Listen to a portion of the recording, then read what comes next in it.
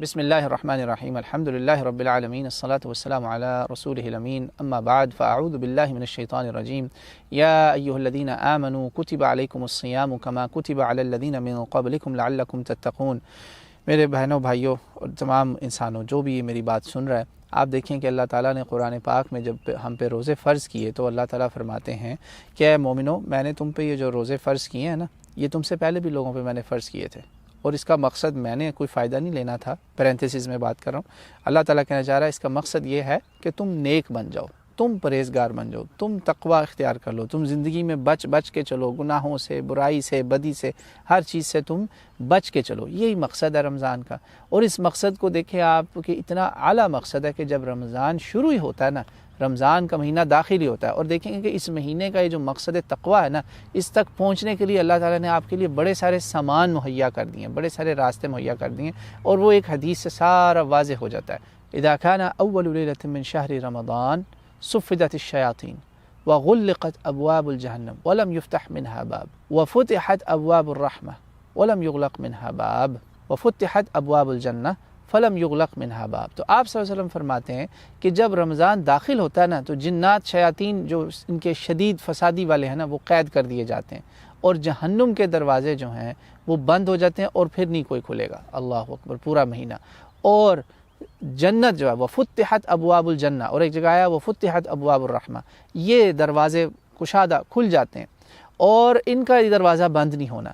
پھر وَيُنَادَى مُنَادٍ، ایک منادی ہوتی ہے آسمانوں میں، آسمان و زمین پہ ایک فرشتہ ندا دیتا ہے، اور آپ سے فرمایا وَذَلِكَ كُلُّ لَيْلَةٍ، یہ ہر رات منادی دی جاتی ہے، ایک یعنی اذان کی طرح آواز آپ کے دلوں پہ، میری روحوں پہ نازل ہوتی ہے۔ سبحان اللہ۔ وہ کیا ہے؟ یا باغی الشر یا باغی الشر اقصر ویا بادی الخیر اقبل، اے نیکیوں کو ڈھونڈنے والے، آ جا نیکیوں کو طرف، نیکیوں کی کمائی کر لے، اور تو جو بدی کی طرف جانے والا نا، تو رک جا بدی سے، اقصر رک جا، باز آ جا، ختم کر دے، چھوڑ دے۔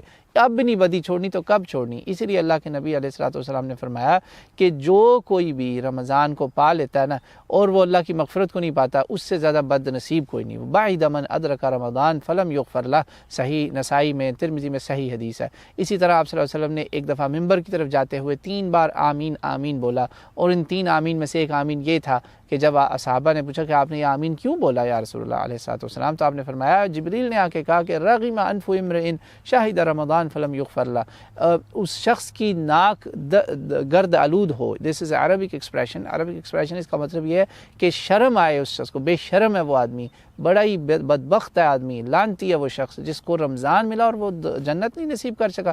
تو آپ نے کہا آمین، یعنی کہ ہو ایسا ہی ہے، وہ بد دعا دی جبریل علیہ السلام نے۔ تو میرے بہنوں بھائیوں، میری آپ سب سے درخواست ہے کہ اس مہینے کو، ان گولڈن اپرچونٹیز کو، کہ آپ کے لیے جنت کے دروازے کھل گئے، دوزخ کے دروازے بند ہو گئے، اب بھی کوئی جنت نہ جائے، اب بھی کوئی مغفرت میں نہ کما سکے، تو بد نصیب ہی ہے نا، وہ بدبخت ہی ہوا۔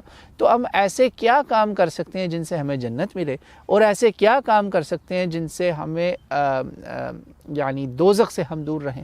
وہ سیدھی سیدھی بات ہے، اللہ کے نبی نے صاف بتایا، قرآن ہمیں بتا رہا ہے۔ نمبر 1 اس میں روزہ وہ آپ کے لیے گولڈن اپرچونٹی۔ اللہ نے کہا میں چاہتا ہوں تم نیک بن جاؤ، تم انسانیت کے لیے بھی، اپنے لیے بھی، دوسروں کے لیے بھی اچھے بن جاؤ، وہ تم روزے سے ہی اچیو کرو گے۔ روزہ آپ کو میرے لیے ڈھال بن جائے گا، گناہوں کے لیے ہر طرح سے ایک شیلڈ ہو جائے گی آپ کے آگے، شیطان آپ کے پاس نہیں آ سکے گا، آپ کو گناہ کی طرف نہیں مائل کر سکے گا، زنا، بدکاری، شراب، حرام، ان سب چیزوں سے آپ کو شیطان خود بخود جو ہے نا، وہ کوشش بھی کر لے تو نہیں کامیاب ہو سکتا، کیونکہ آپ خود ہی بچے میں، آپ تو حرام چھوڑیں، حلال بھی نہیں آپ لے رہے، تو شیطان کیسے کامیاب ہوگا؟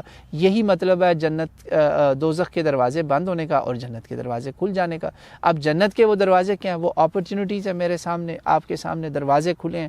روزہ ان میں سے ایک تھا، گولڈن اپرچونٹی تھا، قیام ہے، قیام اللیل ہے، آپ اس کو تراویح کیا لیں، تہجد کیا لیں، جو بھی آپ سمجھتے ہیں، عبادت کریں، اللہ کے آگے جھکیں، اللہ کے آگے گڑ گڑائیں، بہنیں گھروں میں کریں، بھائی کوشش کریں، اگر وہ ان کو گھروں میں مشکل ہوتی ہے، بعض بھائیوں کو مسئلہ ہے کہ وہ گھروں میں نہیں کر سکتے، وہ مسجدوں میں چلے جائیں جہاں وہ زیادہ کر سکیں، کیونکہ بھائیوں کو اجازت ہے کہ وہ نفل نماز مسجد میں کریں یا گھر میں، صحابہ کے عمل سے ثابت ہوتا ہے۔ بہرحال بہتر ہے کہ آپ اس کو زیادہ گھروں میں کریں، لیکن چونکہ گھروں میں کسی کو اتنا قرآن نہیں یاد کہ وہ پورا قرآن پڑھ سکے، تو چلو مسجدوں میں یہ فائدہ ہوگا، پورا قرآن سن لیں گے، ایک آرگنائز طریقے سے ہو رہا ہے، اسی لیے عمر رضی اللہ تعالیٰ نے اس کو آرگنائز کر دیا تھا، باقی کسی نے فرض نہیں اس کو کہا، نہ ہی فرض سمجھیں۔ اسی طرح لیلۃ القدر ہے، لیلۃ القدر کے لیے یہ بڑی بڑی دیگیں، کھانے پکوانا، یہ سب چھوڑ دیں، اصل مقصد کیا تھا؟ اللہ کے قریب ہونا، اللہ کا قرب حاصل کرنا۔ یہ چیزیں آپ کوشش کریں کہ کریں، اور کچھ چیزیں جو نہیں کرنی یہ بھی یاد رکھیں جو نہ کرنے کے کام ہے اس مہینے میں۔ نمبر 1، اس مہینے میں کوئی ایسا گناہ نہ کریں جس سے آپ اللہ کے غضب کو اور غصے کو آواز دیں، چاہے وہ دن میں ہو یا رات میں ہو۔ راتیں اس لیے نہیں ہیں کہ میں گناہوں کے دروازے کھول دوں، دن رات ہر وقت گناہ سے بچیں، ایک بالکل راہب کی طرح اپنے آپ کو پاک کر لیں دنیا کی ہر جو ہے نا وہ خواہش سے۔ نہ کرنے کے اور بڑے کام جو ہیں، یہ بڑی بڑی افطار پارٹیاں، بڑے بڑے جلسے، بڑے بڑے یہ وہ مذاکرے، ان سب چیزوں سے دور رہیں۔ بحث و مباحثے، یہ جھگڑے، ان چیزوں سے بھی آپ توبہ کریں۔ اختلاف سے بچیں، امت کو اکٹھا کریں، تمام بھائی بھائی ہیں، کسی پہ فتویٰ نہ لگائیں۔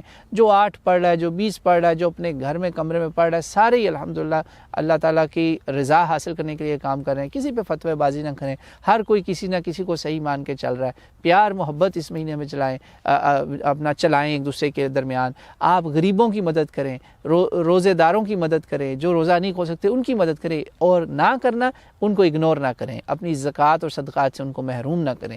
یہ ہیں کچھ کرنے اور نہ کرنے کے کام۔ میری آپ کے لیے خصوصی دلی دعا ہے، تمنا ہے کہ ہم اللہ کرے کہ ہم اس مہینے میں رمضان کے روزے بھی رکھیں، صدقہ، خیرات، زکوٰۃ، قیام، اعتکاف، لیلۃ القدر، یہ ساری چیزیں اللہ کرے ہم سمیٹ لیں، اور ہم وہ نہ کریں جس سے ان نیکیوں کو بربادی کا خطرہ ہو۔ وہ سارے کام جن سے نیکیاں یہ برباد ہو سکتی ہیں، جس میں ریاکاری ہے، بڑے بڑے کھانے ہیں، بڑے بڑے پکوان ہیں، دعوتیں ہیں، افطار پارٹیاں ہیں، ان سے نیکیاں برباد ہو سکتی ہیں۔ اسراف حرام ہے۔ آپ اس مہینے میں، اس برکتوں کے مہینے میں جس میں آپ نے کھانے کا اپنے وہ روٹینیں توڑ دیں اور اس میں آپ اسراف کر رہے ہیں، تو اللہ کے غضب اور غصے کو آواز دینے والی بات ہے نا۔